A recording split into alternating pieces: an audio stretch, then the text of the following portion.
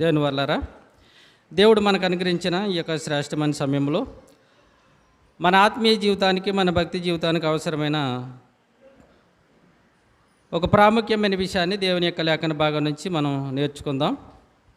ప్రకటన గ్రంథము 20వ అధ్యాయం, ప్రకటన గ్రంథం 20వ అధ్యాయము 15వ వచనం మనం అందరం ఒకసారి తీసి చూడగలిగితే, ఎవని పేరైనను జీవగ్రంథమందు వ్రాయబడినట్టు కనబడని ఎడల వాడు అగ్నిగుండములో పడవేయబడును. ఈరోజు మనం నేర్చుకునే అంశం ఏంటంటే, ఎవని పేరైనను జీవగ్రంథమందు రాయబడకపోతే వాడు ఎక్కడ పడతాడండి? గనుక అగ్నిగుండానికి ఎవరు వెళ్ళిపోతారన్నమాట? ఎవని పేరైతే జీవగ్రంథములో లేదో వాళ్ళు అగ్నిగుండంలోకి వెళ్ళిపోతారని దేవుని యొక్క వాక్యం సెలవిస్తుంది. సహజంగా లోకంలో ఎన్నో ప్రభుత్వ పథకాలు మనం పొందుకుంటుంటాం. ప్రభుత్వ పథకాలు మనం పొందుకోవాలంటే ప్రభుత్వం వారు ఒక ఆజ్ఞ ఇస్తారు, ఒక చట్టాన్ని ఇస్తారు. ఆ చట్టం ప్రకారంగా మన అందరం ఏం చేయాలంటే, మొదటగా మీ పేరు, మీ Aadhaar card, ration card, something కార్డులు ఇచ్చి మీ పేరు మేమిచ్చిన ఆ సైట్లలోకి, మేము చెప్పిన ఆయా ప్రభుత్వ ఆఫీసుల్లో మీరు ఏం చేయాలంటే దాఖలు చేసుకోవాలి. ఇలా దాఖలు చేసుకున్న వారికి మాత్రమే మేమిచ్చే పథకాలు, మేమిచ్చే ధనమగాన్ని ఏదైనా లబ్ధి మీరు పొందుకుంటారు అని ప్రభుత్వ వారు మనం చెప్పగానే మనం ఏం చేస్తాం? వెంటనే మొత్తం బీరువాళ్ళన్నీ తిరగేస్తాం. ఎందుకని? డేట్ ఏమో తక్కువ ఉంది, 5 రోజులేనంట అని చాలా త్వరగా మొత్తం బీరువాళ్ళని తిరిగేసి ఎవరు ఆధార్ కార్డులు ఎక్కడ ఉన్నాయి, ఎవరు బ్యాంక్ కార్డులు ఎక్కడ ఉన్నాయి, కంగారుగా ఖాళీ లేకుండా ఎక్కడికే జిరాక్స్కి వెళ్ళిపోయి ఎంత అడబడి చేస్తాం. ఎందుకంటే టైం దాటిపోయింది అనుకోండి, ఆ తర్వాత మనం ఎన్ని సార్లు వారిని అడిగినా వాళ్ళు ఏం సమాధానం చెప్పరు. ఇది జాగ్రత్తగా మీ అందరికీ మీ అనుదిన జీవితంలో మీకు తెలుసు. సమయంలో ప్రభుత్వం వారు కానీ వాళ్ళు ఇచ్చిన సమయానికి అప్లై చేసుకోండి, మీరు పొందుకోవడానికి అర్హులు, దీనికి సమయంలో మీరు ఇవ్వాలని చెప్పగానే మనం ఎంత స్పీడ్గా త్వరగా దానికోసం ప్రయత్నిస్తామని అందరికీ తెలుసు. ఎందుకు అంత త్వరగా చేసుకుంటున్నామంటే, ఆ టైం దాటితే ఆ తర్వాత నువ్వు వట్టికెళ్ళిన తీసుకోరు, ఆల్రెడీ ఫినిష్ అయిపోతే పంపించేస్తారు, అక్కడితో క్లోజ్ చేస్తారు. తర్వాత ఎవరైతే దాఖలు చేసిన వారికి వస్తే మనం మాత్రం అలాగా చూడాలి, మనకు రావు. అప్పుడు మన మధ్యన 45 సంవత్సరాలు మా ఆడవాళ్ళకి వేశారు, 45 కదా, 45 సంవత్సరాలకు కొంచెం డబ్బులు వేశారు గవర్నమెంట్ వారు. కొంతమందికి పాపం అప్లై చేసుకుంటాం చేతకాక ఎవరికి ఇవ్వాలో తెలియక ఇవ్వలేదు. తర్వాత ఆధార్ కార్డులో చూసుకుంటా, ఇగో మాకు వచ్చేసి మాకివ్వండి అన్నారు. కానీ వీళ్ళు ఏం చేయలేదు తెలుసా? వచ్చినాయని తెలుసు కానీ అప్లై చేసుకోలేదు. తర్వాత పంచాయతీ చుట్టూ వెళ్తున్నారు. కానీ ఇప్పుడు కాదమ్మా, మరలా సంవత్సరం ఎప్పుడంట అయిపోయినాయి, లిస్ట్ అవుట్ అయిపోయింది, ఇక ఇప్పుడు మీకు కుదరదు అంటే ఇవన్నీ మన సమాజంలో చూస్తుంటుంటాం. ఈ సమాజంలో మనం చూసినప్పుడు ఓకే, సమయం ఉండగానే వాళ్ళు చెప్పగానే మనం వాటిని అప్లై చేసుకోవాలి. అవన్నిటిని వారికి ఏదైతే అడిగారో వాళ్ళకి ఇచ్చేయాలి. ఇస్తేనే వాళ్ళు ఇచ్చే పథకాలు లబ్ధి మనము పొందుకుంటాం. ఓకే, ఇది మీకు బాగా అర్థమైంది అనుకుంటున్నాను. అర్థమైందండి? ఇంకో మరొకసారి చెప్పాలా? ఇప్పుడు బైబిల్లోకి వెళ్తాను, ఎందుకంటే ఇది మీకు అర్థమవుతే బైబిల్లో కూడా దేవుడు ఒక మాట చెప్పాడు, ఎవని పేరైనను జీవగ్రంథమందు రాయబడి ఉన్నట్టు కనబడకపోతే వాడు అగ్నిగుండంలో రాయపడ్డాడు. ఇదేంటండి అంటే, దేవుడు ఏమైనా జీవగ్రంథంలో మన పేరు రాసుకోవడానికి టైం ఇచ్చాడా? ఆ మాట జాగ్రత్తగా గమనించాలి. మన పేరు జీవగ్రంథంలో మనం చచ్చిపోయే ముందు ఉండాలంట. మరి ఎప్పుడు ఎలాగ మన జీవగ్రంథంలోనికి మన పేరు లిఖించుకోవాలి? చాలామందికి తెలియక పాపం చాలా డబ్బులు లాస్ అయిపోతున్నారు ప్రభుత్వాలు ఇచ్చేయి తెలియక. పోనండి, ఈ సంవత్సరం కాదు మళ్ళీ సంవత్సరం ప్రభుత్వం వాళ్ళు అయితే. కానీ ఇక్కడ భయంకరమైన పరిస్థితి ఏంటో తెలుసా? ఈ భూమి మీద బ్రతికే జీవితంలో ఎవరైనా ఈ దేవుడు రాయించిన ఈ గ్రంథంలో ఈ మాటను జాగ్రత్తగా ఆలోచించి వారి పేర్లు మాత్రం రాసుకోలేదు, లేదా వారి పేర్లు జాగ్రత్తగా భద్రపరచుకోలేదు, వాళ్ళకి చాలా భయంకరమైన పరిస్థితి. అందుకనే దేవుడు ఎంత గొప్పవాడో చూడండి. ప్రభుత్వం వారు ఎలాగైతే చెప్తారో ముందుగా, అగో టైం ఉంది, రాసుకోండి, అప్లై చేసుకోండి అని ఒకవేళ పేపర్లో అనౌన్స్మెంట్ ఇస్తారు అండి, మళ్ళీ పంచాయతీ నుంచి పంపుతారు, చాలా రకాలుగా పంపుతారు. ఎందుకంటే తర్వాత మీరు ఎంత ప్రయత్నించినా మీకు వాటి పొందుకోలేరు. దేవుడు కూడా ఎంత ప్రేమమేడో చూడండి. ఎవని పేరైనను జీవగ్రంథమందు రాయబడినట్టు కనబడకపోతే వాడు అగ్నిగుండంలో పడిపోయి. మరొక వచనం కూడా ఉందో చూడండి, 21, 27 వచనం, 21, 27. గొర్రె పిల్ల యొక్క జీవ గ్రంథమందు రాయబడిన వారే. ఇక్కడ చూసారా, ఇందాకేమో రాయబడని వారేమో అగ్నిగుండంలో, రాయబడిన వారు జీవ గ్రంథమందు రాయబడిన వారు ఎక్కడికి వెళ్తారంట? గొర్రె పిల్ల యొక్క అదే నిత్య రాజ్యానికి, లేకపోతే పరలోక రాజ్యానికి, శాశ్వత రాజ్యానికి వెళ్తారు. ఇప్పుడు మన ప్రశ్న ఏంటి? జీవగ్రంథమని రాయబడిన వాళ్ళే పరలోక రాజ్యానికి వెళ్తారట, రాయబడిన అక్కడికి వెళ్తారు. ఈ ఎక్కడ రాసుకోవాలండి? ఈ ఆఫీస్ ఎక్కడుంది? జీవగ్రంథంలో పేరు రాసుకునే ఆఫీస్ ఎక్కడ? ఎక్కడ? అమెరికాలో ఉందా?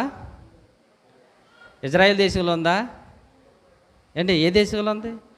మరి చెప్పాడు అక్కడ ఏమని? ఎవని పేరైనను జీవగ్రంథమందు రాయబడకపోతాడు, అగ్నిగుండంలో పడిపోతాడు. రాయబడిన వారే గొర్రెపిల్ల యొక్క రాజ్యంలోనికి వెళతారు అనేక మాట మనం చదువుకున్నాం. ఇప్పుడు ఆలోచిద్దాం, ఎలా రాసుకోవాలి? ఈ జీవగ్రంథంలోకి ఎలా మన పేర్లు దాఖలు చేసుకోవాలి? మనందరికీ బాగా తెలుసు, సర్వలోకమునకు ప్రజా సంఖ్య రాయబడవలనే కైసూరు ఐగుప్తు వలన ఆజ్ఞాయను అని ఒక చట్టం బయలుదేరిపోయింది. ఎప్పుడు, ఎక్కడ, ఎలా, ఏ కాలంలో తెలుసా మీకు? ఇప్పుడు అనలేదు మీరు కదా. సర్వలోకమునకు ప్రజా సంఖ్య రాయవలన కైసూరు ఐగుప్తు వలన ఆజ్ఞాయను. ఒక ఆజ్ఞ జ్ఞారి అయిపోయింది, ఒక చట్టం వెళ్ళిపోయింది.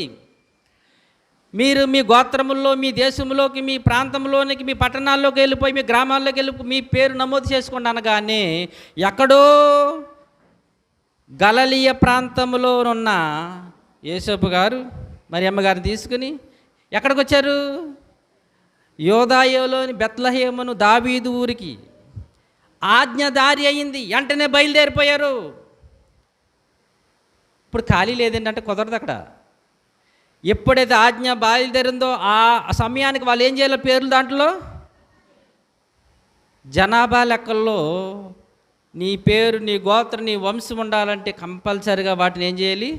వాళ్ళ చెప్పిన సమయానికి వాళ్ళు ఏ కాలం ఇచ్చారో ఆ కాలములో కంపల్సరిగా రాసుకోవాలి. మనకు తెలుసు కదా, కరెక్ట్గా నిజంగా నిండు చోళాలైన మరి మరియమ్మ గారు తీసుకుని ఏంటి ఆ గలిలయ ప్రాంతాన్ని నుంచి, నజరేతు నుంచి బయలుదేరి చాలా దూరం, సుమారుగా 3 రోజులు ప్రయాణం. ఈ 3 రోజులు ప్రయాణం కంటిన్యూగా వచ్చేస్తే, గాడిద మీద వస్తే, నడుచుకుంటూ వస్తే ఇంకా టైం పట్టేస్తుంది. గనుక ఈ ప్రాంతం వాళ్ళు ఆజ్ఞ జారీ అవ్వగానే వెంటనే అక్కడికి వచ్చి వాళ్ళ పేరు నమోదు చేసుకుంటూ వచ్చేసారు. అక్కడక్కడ ఉన్న వాళ్ళంతా చూడండి, ఆ మాట ఉంటుంది ఒకసారి చూడండి, లోకాసు వార్తలు ఏమన్నా తెలుసా? ఎక్కడెక్కడ ఏ దేశాలలో ఉన్నారో అందరూను చూడ. అందరూ అంటే వాళ్ళందరూ ఒక చుట్టూ లేరు. కొంతమంది ఈజిప్ట్లో ఉండొచ్చు, కొంతమంది ఏమో సిరియాలో ఉండొచ్చు, కొంతమంది ఎక్కడెక్కడ ఉన్నారు. కానీ ఈ రాజుగారి, చక్రవర్తి గారి ఆజ్ఞ ఎప్పుడైతే బయలుదేరిందో అందరూ ఆ సంఖ్యలో రాయబడుటకు తమ తమ పట్టణములకు. అప్పటి వరకు హైదరాబాద్లో ఉన్న వాళ్ళు వెంటనే ఎలక్షన్ వస్తుంది అనగానే ఏం అక్కడికి వస్తారు? అలుగురు వెళ్ళిపోతారు ఎలా ఓటు వేయడానికి కదండి. పలానా పథకాలు వస్తున్నాయి, వాళ్ళు ఊరు వెళ్ళిపోతారు. ఎక్కడెక్కడో నివసించిన వాళ్ళైనా కొంతమంది విదేశాల్లో కూడా వచ్చేస్తారు తెలిసా ఓట్లు వేయడానికి. ఎలక్షన్ అవుతుందని 5 సంవత్సరాలు కానీ టికెట్లు లేని వచ్చేస్తారు కొంతమందికి. అంటే వారి వారి దేశాల్లోకి వెంటనే ఆజ్ఞ జారీ అవ్వగానే వచ్చేస్తారు.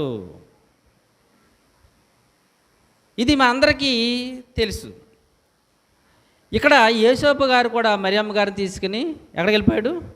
యోధా, బెత్లహేములు అండి, ఎవరిది? దావీదు ఊరికి వెళ్ళాడు. ఎందుకు వెళ్ళారు? ఎందుకు వెళ్ళారు తెలుసా మీకు?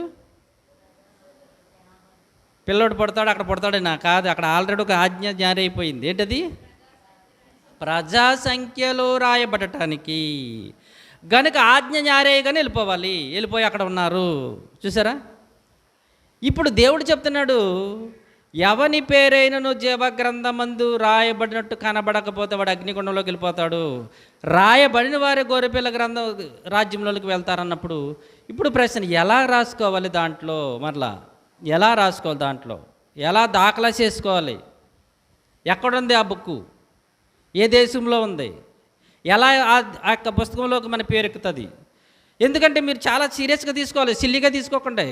తీరా పేరు లేకపోయింది అనుకోండి వెనక పరిగెత్తుకుని రావాలి. ఈ మధ్యన చాలామంది 10th క్లాస్ ఎగ్జామ్ రాశారు కదండి, నెంబర్ కొట్టగానే రావట్లేదంటే అర్థం ఏంటి? ఆన్లైన్లో ఇచ్చేసారు. మన హాల్ టికెట్ నెంబర్ ఉంటుంది కదా, ఆన్లైన్లో తీసుకుని 10th class result, hall ticket కొట్టుకుని పేరు రావట్లేదు. ఏమైందని? ఫెయిల్ అయిపోతారు. గనుక మన కొట్టగానే మనం పాస్ అయితే ఎంత సంతోషంగా ఉంటుంది, రాగానే ఎంత బాధ అనిపిస్తుంది అండి. కొంతమందికి మార్కులు తక్కువ వచ్చినా కూడా ఏడ్చేస్తున్నారు. ఎందుకు? బాగా రాశారు, తక్కువ వచ్చేసినాయి. ఏంటి, మార్కులు తక్కువ వచ్చినాడు ఏడుస్తుంటే ఫెయిల్ అయిపోయినాడు ఏం చేయాలంటారు? ఆలోచించండి. మార్కులు తక్కువ వచ్చినాయి ఏడుస్తున్నాడు, మరి ఫెయిల్ అయిపోయిన పరిస్థితి ఏంటి? ఇంకా మరీ బాధ కదండి, మరీ బాధ. ఎందుకంటే ఫెయిల్ అయిపోయాడు మొత్తానికి. ఇంకా జాగ్రత్తగా మీరు గమనిస్తే ప్రియమైన దేవుని వల్లరా, దేవుడు ఎంత, ఇది చాలా సీరియస్ మ్యాటర్ అండి ఇది. ఎందుకంటే ఎంత సీరియస్ చెప్తున్నాడంటే, ఒకవేళ మీరు బ్రతుకున్నప్పుడు కానీ, మీరు జీవించుతున్నప్పుడు కానీ మీరు దాంట్లో లెక్కించుకోలేదు, దాఖలా చేసుకోలేదు మీ పేరు, మీరు చాలా భయంకరమైన పరిస్థితుల్లోకి వెళ్ళిపోతారు. కనుక చాలా జాగ్రత్తని దేవుడు దాంట్లోకి మన పేర్లు ఎలా లెక్కించుకోవాలో, ఎలా దాఖలా చేసుకోవాలండి ఒక మార్గాన్ని చెప్పాడండి. అంతే కదండి. ఎక్కడికి వెళ్ళి ఎలా ఎంచుకోవాలి చెప్పరా? ఏమేమి పట్టుకెళ్ళాలి ఉంటాయి కదా. మీ పేర్లు పలానా పంచాయతీలో సచివాలయంలో తీసుకో, పలానా Aadhaar card, ration card, bank అవి ఉంటాయి కదా కొన్ని. వెంటనే అన్నీ మనం జిరాక్స్లు తీసుకుని వాళ్ళకి ఇస్తాం. అప్పుడు మనం వాళ్ళు అప్లై చేసుకుంటారు. అయితే ఇక్కడ ఈ జీవగ్రంథంలో మన పేరు ఎలా దాఖలవుతుంది, ఎలా లెక్కించబడుతుందో దేవుడు కూడానండి చక్కటి మార్గాన్ని చూపించాడు. చూద్దామా? పిలిపిలి రాసిన పత్రిక 4వ అధ్యాయము. పిలిపిలికి రాసిన పత్రిక 4వ అధ్యాయము 3వ వచనం చూడండి. అందరూ కూడా తీసుకోండి. అవును, నిజమైన సహకారి ఆ స్త్రీలు క్లెమెంతితోనూ నా ఇతర సహకారులతోనూ సువార్త పనిలో నాతో కూడా ప్రయాసపడినవారు గనుక వారికి సహాయము చేయమని నిన్ను వేడుకొనుచున్నాను. చూడండి, ఆ సహకారుల పేరులు జీవగ్రంథమందు రాయబడి ఉన్నవి. ఇక్కడ ఒక మాట మనం చదవగానే కొంతమంది పేర్లు అంటండి ఎక్కడ రాయబడి ఉన్నాయని ఉంది ఇక్కడ. మనం దాన్ని ఎదుగు చూసారా? జీవగ్రంథం అని. జీవగ్రంథమందు రాయబడాలి, లేకపోతే ప్రమాదం అన్నమే. రాయబడిన వారికే దాంట్లో ప్రవేశం, రాయబడిన వారికి ప్రవేశం లేదని చెప్పుకుంటున్నామే. ఇక్కడ ఈ పిలిపిలి రాసిన పత్రికలోకి మనం చూసినప్పుడు ఇక్కడ కొంతమంది స్త్రీల గురించి అపోస్తలుడైన పౌలు గారు చెబుతూ, నిజమైన సహకారి ఆ స్త్రీలు ఎవరితోనంట? క్లెమెంతితోనూ నా ఇతర సహకారులతోనూ సువార్త పనిలో నాతో కూడా ప్రయాసపడేవారు సువార్త పనులు ప్రయాసపడ్డారు, సువార్త కొరకు ప్రయాసపడ్డారు, సువార్త కోసం కష్టపడ్డారు, సువార్త కోసం చెమటూర్చారు, సువార్త కోసం ఎంతో ఖర్చు పెట్టారు గనుక ఆ సహకారుల పేర్లు ఎక్కడున్నాయి తెలుసా? ఆ సహకారుల పేరు ఎక్కడున్నాయంట? జీవగ్రంథం. ఇక్కడ ఒక పాయింట్ మనకు కనిపిస్తుంది. అంటే జీవగ్రంథమందు మన పేర్లు దాఖలవ్వాలంటే ఏ దేశానికి వెళ్ళాలి? రాయించుకోవటానికి ఎంత డబ్బు కట్టాలి? ఎన్ని వేలు కట్టాలి? ఎన్ని లక్షలు కట్టాలి? అదేమి లేదు. ఇక్కడ ఏముంది తెలుసా? సువార్త పనిలో, దేంట్లో ఏంటండి? సువార్త పనిలో ప్రయాసపడ్డారంట. దేవుని వాక్యము నిమిత్తం అందించడం కొరకు, దేవుని మాటలు ప్రకటింపబడడం కొరకు వారి యొక్క కష్టాన్ని, వారి యొక్క ధనాన్ని, వారి సమయాన్ని, వారి బలాన్ని అండి, ధనం ఒకటి ఇచ్చే సరిపోద్దు, సమయం ఇవ్వాలి, బలం ఇవ్వాలి, మన ఆరోగ్యం ఇవ్వాలి. ఇలా దేవుని సువార్త నిమిత్తం ఎవరైతే ప్రయాసపడతారో ఆ ప్రయాసపడేవారు, ఆ సహకారులు ఎక్కడుంటాయంటండి? ఎక్కడుంటున్నాయి? జీవగ్రంథమందు రాయబడి ఉంటున్నాయి. జీవగ్రంథంలో నీ పేరు లిఖింపబడాలంటే సువార్త నిమిత్తము. ప్రభువారు శిష్యులతో చెప్తున్నాడు చూడండి, శిష్యులతో చెబుతూ నా నిమిత్తమును సువార్త నిమిత్తమును ఏంటి, నా నిమిత్తము సువార్త నిమిత్తం కష్టపడ్డవారు, ప్రయాసపడేవారు,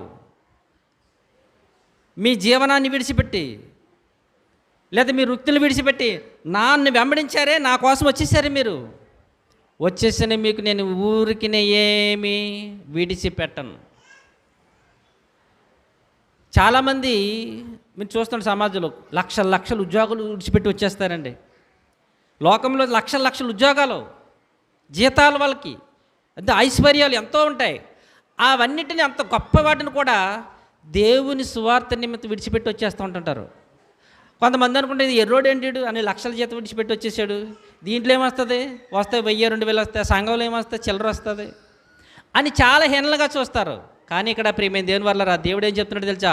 భూలోకంలో ఏమీ లేకపోవచ్చు, భూలోకంలో ఏ సంపద లేకపోవచ్చు, కానీ ఈ భూమి మీద జీవితాన్ని ముగించిన తర్వాత మన పేరు ఎక్కడ ఉంటుందంటారా? జీవ గ్రంథమందు రాయబడుతుంది. జీవ గ్రంథమందు రాయబడి ఉన్న వాళ్ళే ఎవరు? ఎవరి పేరైతే జీవ గ్రంథం రాయబడి ఉంటుందో వారిని పరలోక రాజ్యానికి దేవుడు తీసుకెళ్తాడు. ఒకవేళ లేకపోతే జీవగ్రంథమందు ఇక్కడే అల్పని అయిపోయింది. అంటే భూమి మీద మనం ఉన్నప్పుడే, భూమి మీద మనం జీవిస్తున్నప్పుడే ఆ జీవగ్రంథంలోనికి మన పేరు ఏం చేసేసుకోవాలి?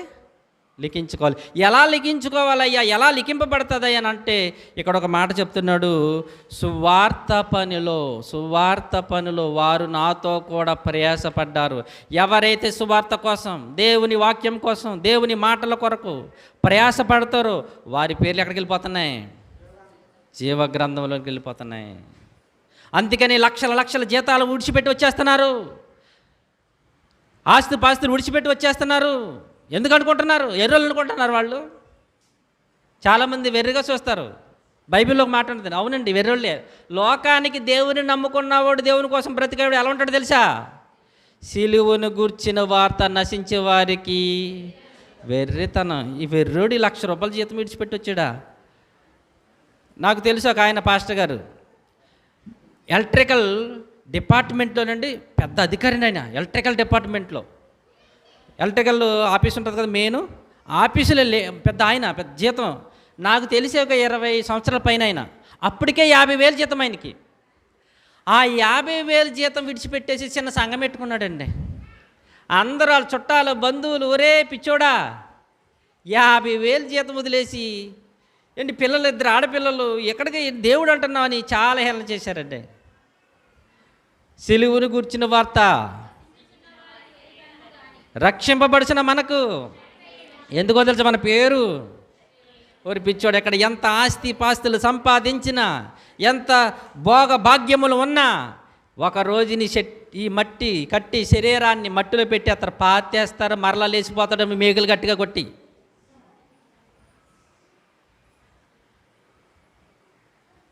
మేకులు కొట్టి మరలా పెట్టేస్తారు. ఎంత సంపాదించినాను, ఎంత కూడబెట్టుకున్నాను, ఎప్పుడో ఒకప్పుడు ఈ శరీరాన్ని విడిచిపెట్టుకోవాలి. కానీ ఈ శరీరాన్ని విడిచిపెట్టే ముందు ఆ జీవగ్రంథంలో పేర్లు దాఖలు చేసుకోవాలంటే అదే అంటున్నాడు, సువార్త నిమిత్తం ప్రయాసపడితే. ప్రేమ దేవుని ఆలోచిస్తున్నారా? వచ్చేసి వినేసి వెళ్ళిపోవడం కాదు, సరిపోదు. చాలామంది మన క్రైస్తవులు వచ్చి వెళ్ళిపోయే రకమే. సువార్త నిమిత్తం ఒక చెమట ఊర్చడం మాత్రం కష్టం అసలు ఏముండవు. అందుకే మరీ చెప్తుంటాం మీకు, సువార్త నిమిత్తం కష్టపడాలి. ఎందుకంటే క్రైస్తవుల్ని సోమవారం చేసేసింది దయ్యం. ఎక్కడ కదలొద్దు, మీరు ఆదివారం చర్చికి వెళ్ళండి సరిపోద్ది, పరలోక రాజ్యం మీదే రాసుకో అన్నదంతే. ఇక్కడ బైబిల్ ఏముందో తెలుసా? ఎవని పేరైతే జీవగ్రంథం ముందు ఉంటారో వాళ్ళే వెళ్తారు, లేదు నరకానికి పోతారు. మరి ఎలాగయ్యా జీవగ్రంథంలో పేరు రాసుకోవాలంటే సువార్త నిమిత్తం ప్రయాస అండి. చూడండి, మాట చూసారా? ప్రయాసపడాలి అండి. ఆ రోజుల్లో యేసుప్రభు వారు బ్రతికిన రోజుల్లోనండి కొంతమంది స్త్రీలు మీరు చూస్తేనండి, ఒకసారి లోకాసు వార్తలకు వస్తేనండి, వాళ్ళు ఎంత మంచి వాళ్ళో చూడండి. యేసుక్రీస్తు యొక్క మాటలు విని, యేసుక్రీస్తు యొక్క పరిచర్య విని వాళ్ళు యేసుప్రభుతో కూడానండి, వాళ్ళు ఎక్కడైతే యేసుప్రభు వెళ్ళారో అక్కడికి కూడా వెళ్ళిపోవారండి వీళ్ళు. చూడండి, దగ్గర మాట చూడండి, నేను రాసుకోలేదు. వీళ్ళు యేసుక్రీస్తు ప్రభుతో కూడా లోకాసు వార్త 8వ అధ్యాయము, లోకాసు వార్త 8వ అధ్యాయం ఒకసారి చూడండి.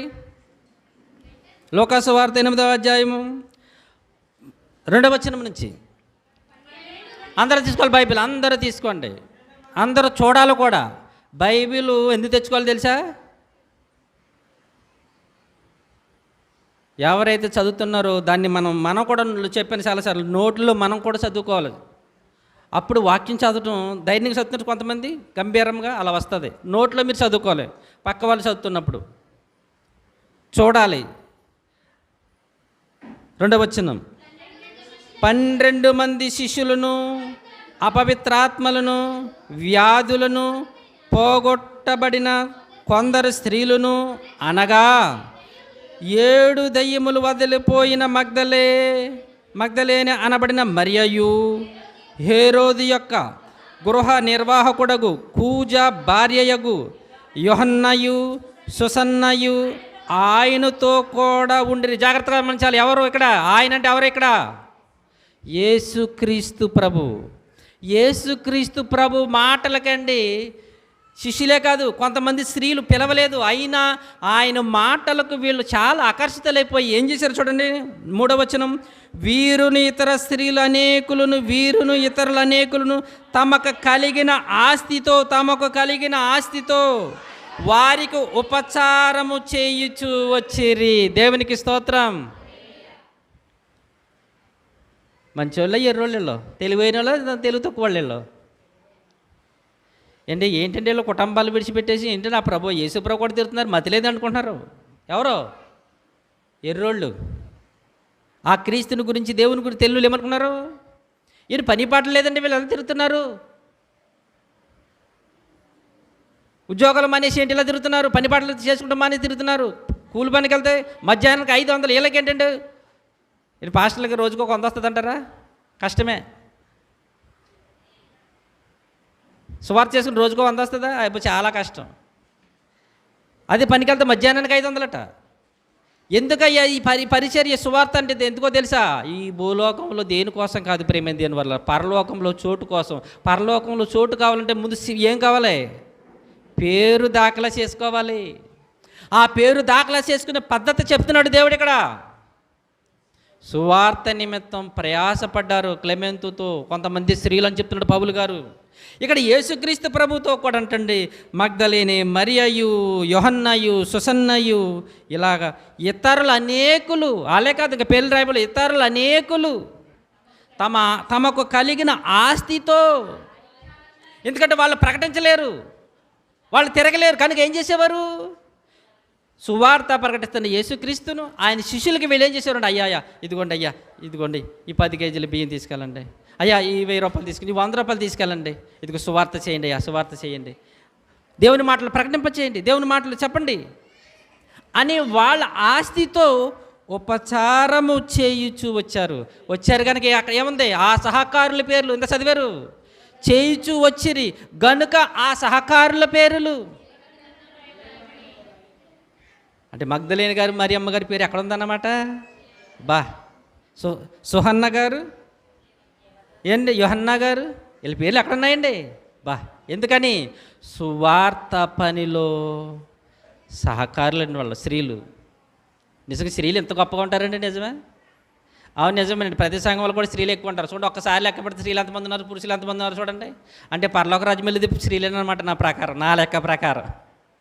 అంటే నా లెక్క ప్రకారం పరలోక రాజ్యానికి వెళ్ళేది ఎక్కువ మంది ఎవరన్నమాట, స్త్రీలే వెళ్తారు.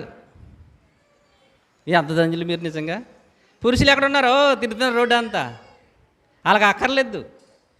మరి వాళ్ళు వెళ్ళిపోతుంటే మీరు చక్కగా వెళ్ళిపోతారా, మరి మీరేం చేయాలి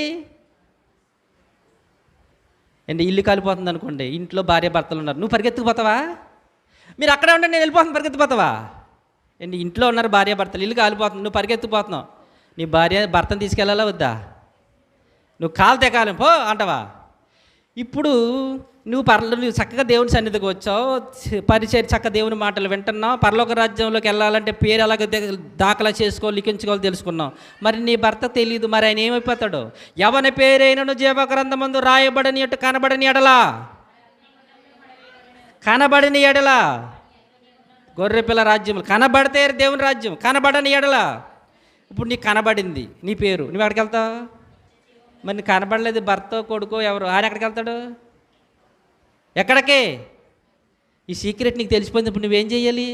మీరు నరకానికి పడిన పరలోక రాజ్యానికి వెళ్తానండి అంటారా, ఏం చేయాలి మరి.